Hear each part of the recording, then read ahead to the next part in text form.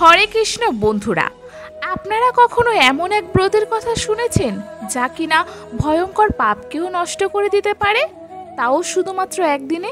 হ্যাঁ বন্ধুরা, আজ আমরা কথা বলবো অপরা একাদশী সম্পর্কে। এই অপরা একাদশী আপনার জীবনকে বদলে দিতে পারে। যদি বলেন কিভাবে, তাহলে চলুন এই ভিডিওর মাধ্যমে অপরা একাদশীর গুরুত্বর মাহাত্ম্য জেনে নিই। এই একাদশীর মহিমা কি এবং কোন দিন এই অপরা একাদশী পালিত হবে, চলুন আমাদের আজকের এই ভিডিওটি শুরু করা যাক। প্রত্যেক বছর জ্যৈষ্ঠ মাসের কৃষ্ণপক্ষ তিথিতে আসে এই অপরা একাদশী। এই বছর অপরা একাদশী পালন করা হবে 23শে মে 2025 শুক্রবার দিন। অপরা একাদশীর ব্রত কথায় বলা হয়েছে যে সুমেরুর সমান বড় থেকে বড় মহাপাপকেও নাকি নষ্ট করে দেয়।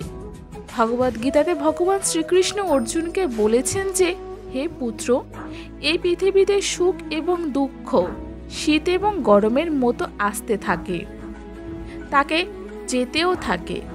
তাকে ভয় পাওয়ার কিছুই নেই, তাকে সহ্য করার ক্ষমতা থাকতে হবে এবং শুদ্ধ ভক্ত তারাই হয় যারা সকল প্রকার পরিস্থিতিতেও ভগবানের উপর শ্রদ্ধা ভক্তি রাখে। যদি আপনি ভগবানের উপর ভক্তি করেন, আপনার জীবন সহজ হয়ে যাবে, সরল হয়ে যাবে।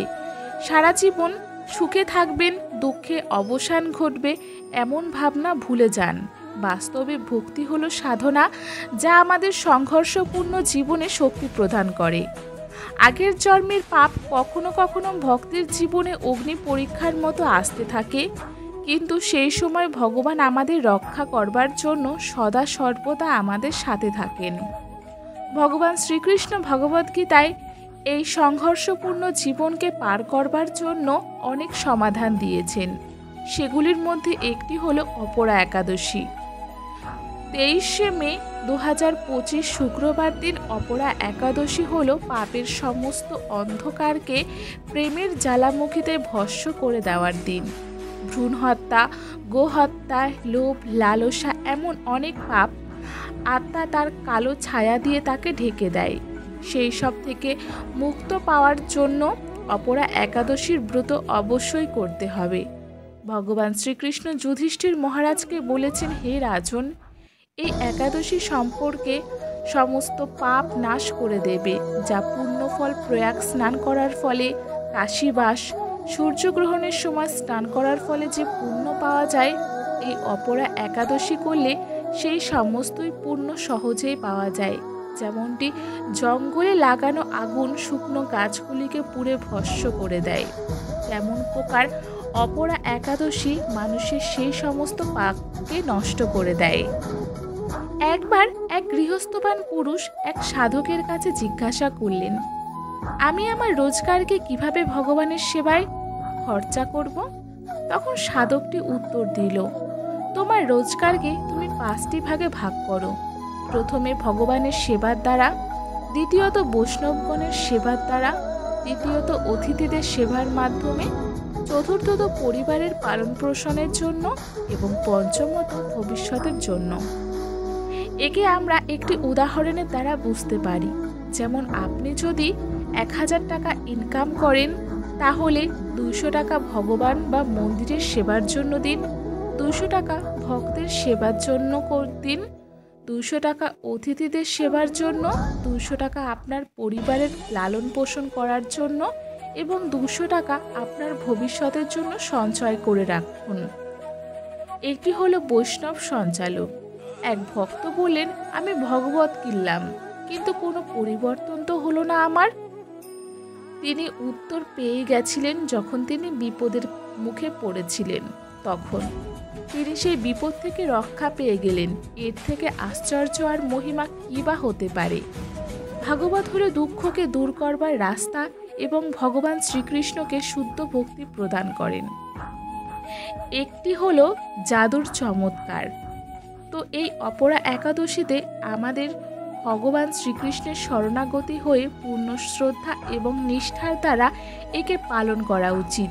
কারণ এই অপরা একাদশীর মাহাত্ম্য ভগবান শ্রীকৃষ্ণ স্বয়ং বলেছেন যে, যারা এই অপরা একাদশী শ্রদ্ধা এবং একান্ত নিষ্ঠার দ্বারা পালন করবে, তারা জঘন্য পাপ যেমন ব্রহ্মহত্যা, পরস্ত্রী সঙ্গ, অর্থের লোভে শাস্ত্র অধ্যয়ন, গুরুদোষ ইত্যাদির থেকে মুক্ত হয়ে যাবে। শুধুমাত্র এটিই নয়, অপরা একাদশী নিষ্ঠাপূর্বক পালন করার ফলে মানুষদের কার্তিক মাসে পুষ্কর স্নান করা, কাশীতে মহাশিবরাত্রি পালন করা, মাঘ মাসে প্রয়াগ তীর্থে স্নান করা, গয়া গিয়ে পিণ্ডদান করা, স্বর্ণদান করা, সূর্যগ্রহণের সময় কুরুক্ষেত্রে স্নান করা, কুম্ভের সময় কেদারনাথ তথা বদ্রীনাথ দর্শন করা, এমন অনেক পুণ্যকর্মের দ্বারা যে ফল পাওয়া যায়, সেই সকল পুণ্যফল এই অপরা একাদশীতেই পাওয়া যায় যদি শ্রদ্ধা এবং নিয়মপূর্বক পালন করা যায়। তো যে মানুষ পূর্ণ শ্রদ্ধা ও ভক্তির দ্বারা এটি পালন করবে তাদের মৃত্যুর পরে বৈকুণ্ঠ প্রাপ্ত হবে। যে ব্যক্তি এই অপরা একাদশীর কথা শ্রবণ বা পঠন করবে তারাও সকল পাপ থেকে মুক্ত হয়ে যাবে। এই জন্য অপরা একাদশীর ব্রত পালন করা বৈকল্পিক নয়, বরং অত্যন্ত আবশ্যক। যে সকল মানুষ তাদের আধ্যাত্মিক জীবন এবং সাধনার দ্বারা সামনে এগিয়ে যেতে চান তাদের এই অপরা একাদশীর পালন অবশ্যই করা উচিত। পুরোটা দিন অধিক থেকে অধিকতর হরে কৃষ্ণ মহামন্ত্র, হরে কৃষ্ণ কৃষ্ণ কৃষ্ণ হরে হরে, হরে রাম রাম রাম হরে হরে এই মন্ত্রের জপ করতে হবে। এই হরে কৃষ্ণ মহামন্ত্রের জপ পুরোটা দিন ব্যতীত করা উচিত। নির্ধারিত সংখ্যার দ্বারা মালা জপ করা উচিত। 16 মালা, 25 মালা বা 32 মালার জপ করতে পারেন আপনারা। পুরোটা দিন উপবাসে থাকা উচিত। বেশি বেশি হরিকথা শ্রবণ এবং পঠন করা উচিত এবং আপনার মন এবং চেতনাকে ভগবান শ্রীকৃষ্ণের চরণাবিন্দে স্থাপন করুন। যে সকল ভক্ত এই অপরা একাদশী পূর্ণ শ্রদ্ধা, নিষ্ঠা এবং নিয়মের দ্বারা পালন করে তাদের জন্য বৈকুণ্ঠের দ্বার খোলা থাকে। কেবলমাত্র শ্রদ্ধা ভক্তির চাবিটি থাকা চাই আপনার হাতে।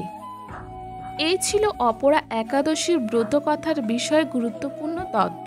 তো বন্ধুরা, আমাদের আজকের ভিডিওটি আপনাদের কেমন লাগলো? ভালো লাগলে লাইক, কমেন্ট, শেয়ার করতে ভুলবেন না এবং কমেন্ট বক্সে জয় শ্রীকৃষ্ণ লিখতে একদমই ভুলবেন না।